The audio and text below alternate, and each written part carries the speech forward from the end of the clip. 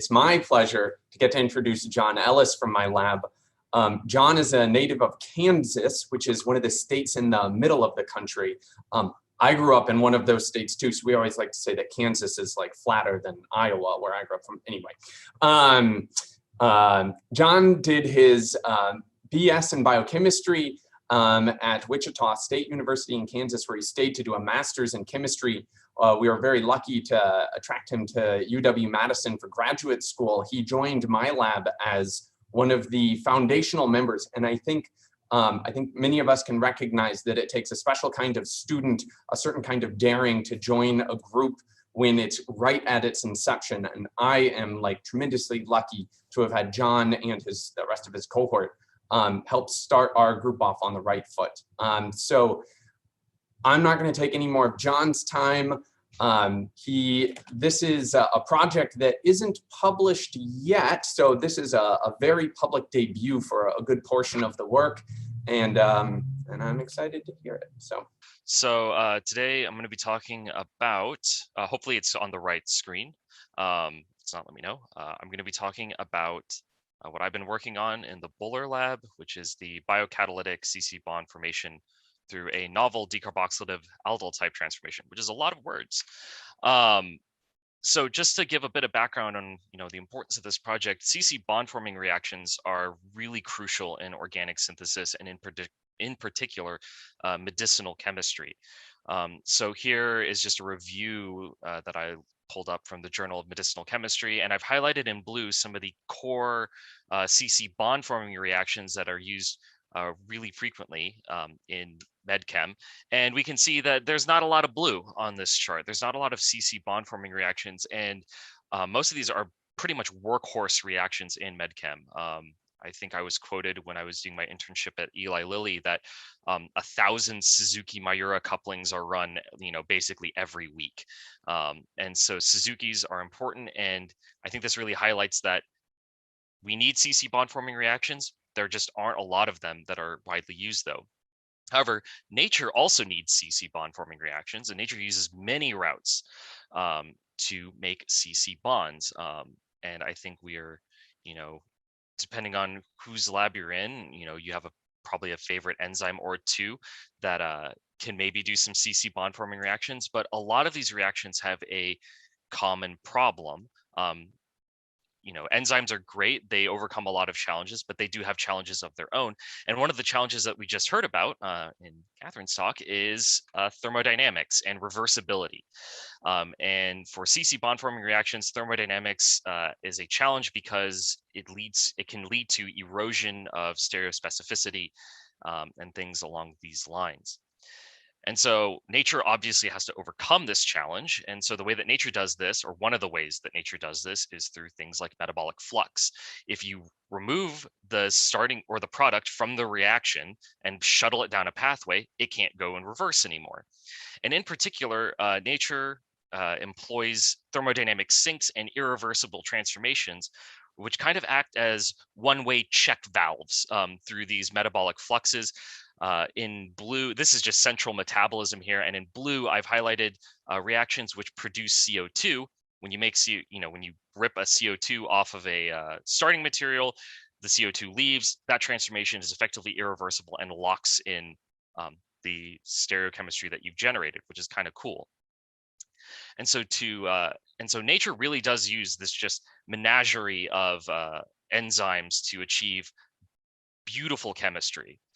And so I would like to introduce a platypus from this menagerie, USTD.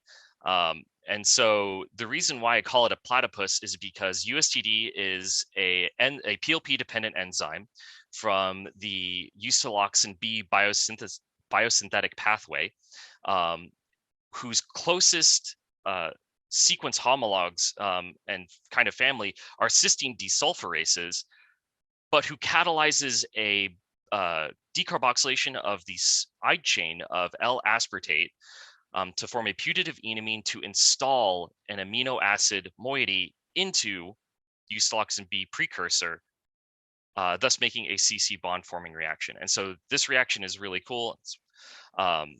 I think it installs this amino acid handle. It uses CO2 as a driving force, a thermodynamic driving force, and the large size of the native reaction kind of keyed us in that this might be a highly promiscuous enzyme. And so Andrew and I both thought that this would be worthy of exploration, and to go on a quest to convert or to make USD into a very useful biocatalytic platform. And so the stuff that I'm going to be going over today with USCD, we're going to talk about a bit of the initial testing that happened with USCD, then briefly some reaction optimization that was done, and then thing that I really like doing, protein engineering, the substrate scope for USD, and then some a twist on protein engineering, some computational engineering for this. So to start out with, the native substrate for USD reaction is pretty big and pretty unwieldy to get a hold of, and so we went for broke and decided to try and see if USTD could catalyze a reaction with benzaldehyde to form this gamma hydroxy homophenylalanine type molecule. And so thankfully, first things first, we got to see if we can even express and purify the enzyme. And we do get enzyme at a modest 8.5 milligrams of protein per liter culture. And so then we ran some test reactions. We monitor all of our reactions by UPLCMS in this case. And so we were pleased to see that USD was able to catalyze the formation of the desired product. We were also able to scale this up a little bit and get an NMR. And the kind of neat thing here is that we only observe one diastereomer by NMR. And we were able to isolate this product at 51% yield. And so this was very promising to us. And definitely made us move forward. Eric Junis, the undergrad that worked in our lab and worked on USD, took it upon himself to make the parabromo product. And the cool thing about this is we can use small molecule crystallography on this product and actually determine the absolute configuration. And the absolute configuration of the non-native product is the same as the native reaction, which is kind of cool. And so after initial testing, we went on to some reaction condition optimization. In the interest of time, I'll just let you know that one of the observations we made is that reactions that did not contain USDD remained yellow due to the presence of PLP in solution. However, reactions that contained the USDD went colorless, which kind of keyed us in that, hey, we might need to add some PLP to this reaction. And so through reaction condition optimization, we were able to increase the activity of wild-type USTD quite a bit. And so then this leads us into some protein engineering because USD works well, but we can always make it work better with engineering.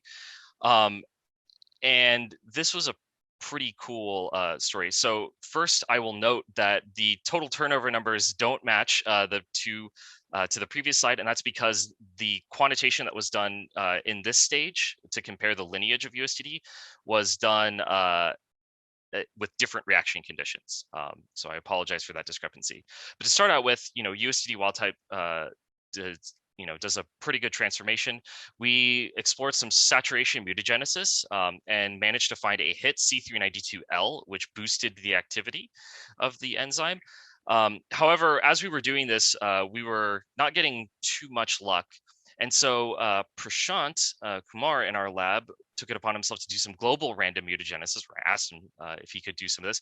And serendipitously, he found randomly L393M is an activating variant. These were found basically at the same time. And so this kind of keyed us in that this loop region, here's a homology model of USTD, might be a hotspot for mutagenesis. And so we decided to do a targeted library at this loop and found two new variants, which we've dubbed TLM and FVF. So including another neighboring residue in these mutations. And the thing that's very striking to me, at least, is that these are very different in sequence and in sterics as far as the loop region is concerned, right? Having two phenylalanines is very different compared to basically adding a threonine mutation onto the previous hits. And so this was really intriguing to us and kind of keyed us in that maybe FVF could have some different selectivity. And so we took both of these variants along for the ride to test out the substrate scope. So now we have our new and improved variants. So to analyze the substrate scope, while we only observed one diastereomer by NMR, NMR is not the most sensitive technique on the planet. And so we decided to develop a Marfe's reagent-based assay for a dual-purpose quantitation, where we could use it as a chiral shift reagent to maybe pull apart some hidden diastereomers, as well as quantitate the products that we formed. And so how this works is we just do a normal analytical scale enzymatic reaction. We then take a small sample from that enzymatic reaction and subject it to Marfe's reagent. So this is Marfe's reagent here. And the nice thing about this is that this dinitro diamino arene core, the chromophore here, is common amongst all of the reactions that we would be doing. So it is a common chromophore, and we can kind of try and put everything on the same playing field. It's also a great chromophore, and so we can start seeing really low level product formation. And so we actually did, in the case of this benzaldehyde reaction, we were able to observe a second diastereomer using this Marfe's reagent, which we were unable to observe before by just the absorption of the native of the product alone without derivatization. And so we went on to really assess the substrate scope of wild-type USTD as well as the two variants that we came up with. Shout out to Alwyn McDonald for helping me out with the Marfe's assay here at the start. I was really struggling with it. And so in gray here, we see the kind of native promiscuity of USTD, and it catalyzes some reactions with quite a wide variety of aromatic aldehydes or large aldehydes. But FEF and TLM do better. And so we see almost universal increase in activity. There's a couple exceptions, of course. And the other kind of cool thing is USTD doesn't just work for aromatic aldehydes, it also works with aliphatic aldehydes, which is really exciting. That it works on such a wide variety of aldehydes and catalyzes a wide variety of reactions. And so we could see all of these at analytical scale, but it would be nice to make some molecules and get them in a vial. And so to facilitate this process, we worked on a reaction telescoping technique in which this is a one-pot, two-step reaction where we do not isolate the intermediate product. We do the enzymatic transformation that takes overnight, and then the next day we dump in some base and FMOC chloride to FMOC protect the amine. So now we're kind of looking at things that might be approaching a solid phase peptide synthesis stage, but this just eases the purification process, in particular for the aliphatic aldehydes, and enables purification of some of these by automated flash chromatography on reverse phase. So big shout out to Megan Campbell in our lab for really sticking with it. Purifying amino acids is not the most fun thing on the planet. And it's really challenging, but her help has been invaluable. And so some of these amino acids we can purify as the free amino acids, and some of them really benefit from this FMOC protection procedure. We can telescope one step further by adding some hydrochloric acid after the protection, FMOC protection, to lactonize these products. So now we're making a gamma lactone, and that enables purification of some of these products by normal phase chromatography. And so just recently, I was able to isolate this non-standard amino acid, this gamma hydroxyglutamate analog, as a lactone using normal phase chromatography, which is pretty slick. And so we get to now some more engineering, because there's still kind of an elephant in the room, which is that one, USTD, or the big thing is that USTD only expresses even the variants at 8.5 milligrams per liter culture. And so we tried to take a page out of the crystallography sacred text, which state, if you want to improve the solubility of a protein, remove cysteines from it. We noticed in STS page gels that there was a large amount of insoluble protein in the pellet during lysis. And so using a combination of homology modeling, sequence similarity networks, and multiple sequence alignment, we targeted putative surface cysteines and came up with a degenerate codon mutagenesis library, a very focused library using the MSA data to try and remove some of these cysteines.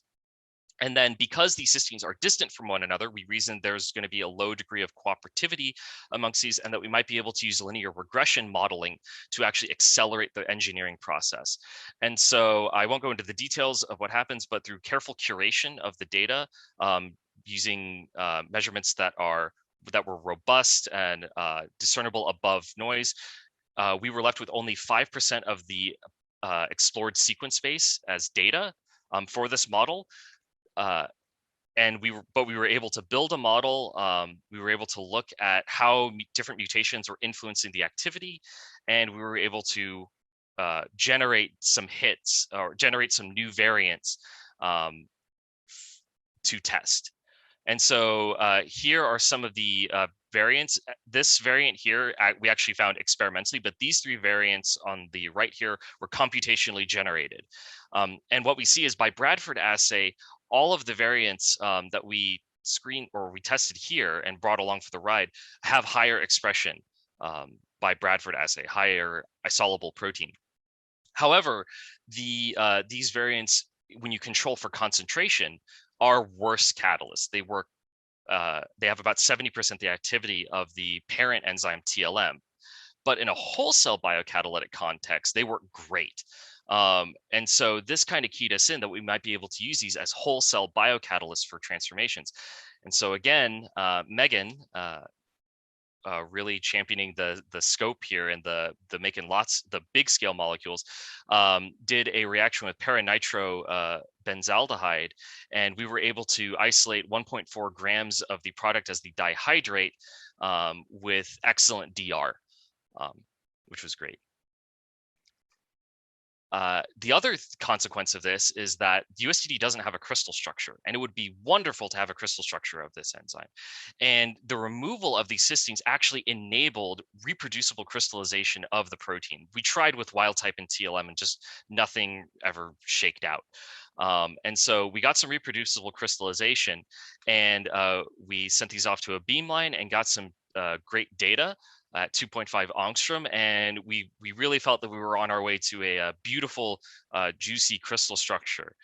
However, upon closer inspection, things were not as beautiful as they seemed. There was a lot of unit cell and space group ambiguity problems, and because of the low identity of the homologs available to us in the PDB, we got no good MR solution. But this was in the before times, before COVID kicked in. A lot of these trays were laid, and the trays just hung out. And so 1 year later, we got some pretty monstrous crystals at the end. And so here is, you can see a 100 micron scale. And so we were able to send these off to the beamline, was it last week or the week before? And the secret ingredient that we added here is we used gold.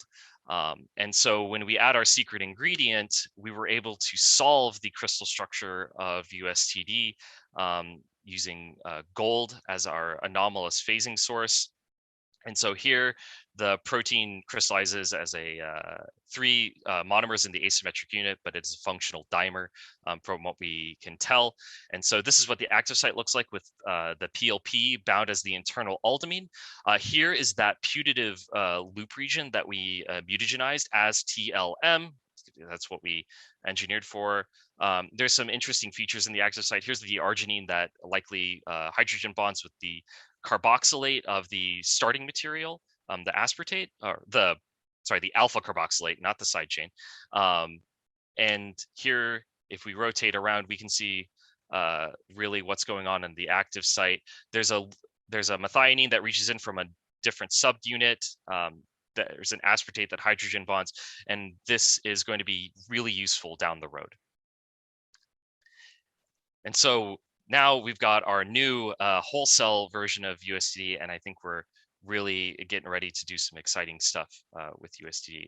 And so some future directions for USTD, we're making molecules, but it would be cool to make some different molecules. And so with this whole cell variant, this really opens the door to some pretty interesting transformations. And a lot of medicinal compounds do contain either a gamma hydroxy amino acid or a gamma hydroxy amino alcohol core in them. And so we can start looking at making some of those. Now that we have a crystal structure available to us, we can also start looking at some mechanistic studies in deep detail. I like to moonlight as a computational chemist, and so I'm pretty jazzed to do some computational chemistry with the crystal structure. And then I think it would also be great to do some more engineering on UCD, can never get enough, to enhance the scope further. And in particular, there are some transformations that would really benefit from making the other diastereomer of the product.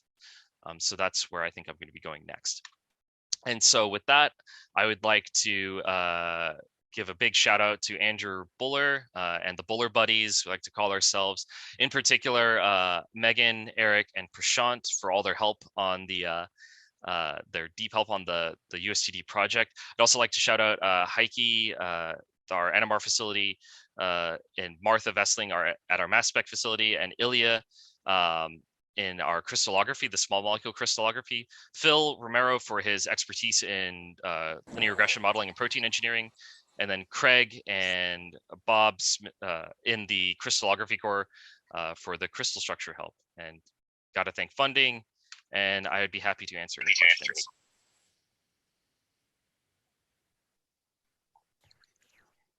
Okay, thanks very much, Jonathan, for a great talk. I think Andrew might have stepped out, so I can take over a little bit. So we have a question from Nick Turner. Nick, I've promoted you to a panelist if you want to ask it live. Thanks, Anthony. Can you hear me? Yeah, perfect. Good, great talk, John. Very nice results, a really nice new enzyme. So I have a simple question, I think. Have you tried using imines rather than aldehydes as electrophiles? I'm trying to remember back. So we've been trying some new things along those lines. We tried our initial attempts. We tried using imines derived from hydroxylamine, but then found out the hard way that that tends to strip the cofactor out of the active site. But it's definitely on our table of things to try. I was thinking you could try cyclic imines, you could try generating imines in situ by oxidation of amines, using enzymes, oxidases. So there's just so few enzymes that make carbon-carbon bonds using imines as electrophiles in a general sense. And your enzyme, you never know, you might get lucky and it might work with imines, and that would give you a really interesting motif that would be difficult to synthesize by alternative approaches. Yeah, for sure. I definitely think it'll be in the near future for USTD. Wolfgang, I think you have a question. Yes, I have again a question. Great talk, and congratulations to this highly interesting enzyme. I'm really fascinated by this reaction. I was wondering, and I got a bit puzzled, do you know about the mechanism? Because the reason is you have PLP in there, and then somehow it implies that it might be similar to this tryptophan synthesis or tyrosine phenol synthesis. But there you have the enamine, which is acting actually as an electrophile. But in your case, it must be a nucleophile. So this puzzles me. Yeah. So UCD is kind of the not evil twin, but like it's the opposite side of the coin for TRPB. So while TRPB forms a highly electrophilic amino acrylate intermediate, USTD, although we haven't done a huge amount of actual mechanistic studies, the proposed mechanism by Ying Ye for the original proposal is indeed an enamine. And so you decarboxylate the side chain of USTD, and that brings the electrons down and delocalizes through the ring. I unfortunately don't have a slide to show this. And so, yeah, you're spot on that. What we think is that there is a putative enamine intermediate that is what is driving all of this. Wouldn't that be an Umpolung actually? But anyway, we would need to draw down there. Okay. There's an additional set of electrons that pumps into the cofactor that makes it different from the aminoacrylate of the tyrosine phenol lyase and tryptophan synthase. Okay. So there is an electronic difference. It's not just kind of like pulling some enzyme magic or something. Okay, thanks. Jonathan, maybe I could ask a question. So first of all, great talk. Yeah, very exciting enzyme. So I guess it's kind of a two-part question. So what happens to the aspartic acid in the absence of an aldehyde? And what's the mechanism to avoid, how does it regulate to avoid decarboxylation in the absence of aldehyde? Because some of your aldehydes are obviously very non-natural. Yeah. In the absence of aldehyde, you do see alanine formation in the kind of classic aspartate beta decarboxylase fashion. As far as how the enzyme avoids this and is able to, actually facilitate the reaction without just picking up a proton from the environment to form alanine, we're not entirely sure yet. I'm hoping that some crystal structure, molecular dynamics will be able to start teasing that out and give some hypotheses that we can start probing experimentally. But the precise mechanism, I can't say. So is alanine also a substrate for the enzyme then? Can you do the CC formulation from alanine? So I think if I recall, it's been quite a while. I think we tried that really early on just to see. Alanine does bind. We can observe binding of alanine by UV vis and watching how PLP's spectra changes. But we didn't observe turnovers, so it can't go backwards. That's very interesting, especially when you go to such non-natural aldehydes, how it maintains its regulation. That's really cool. Yeah.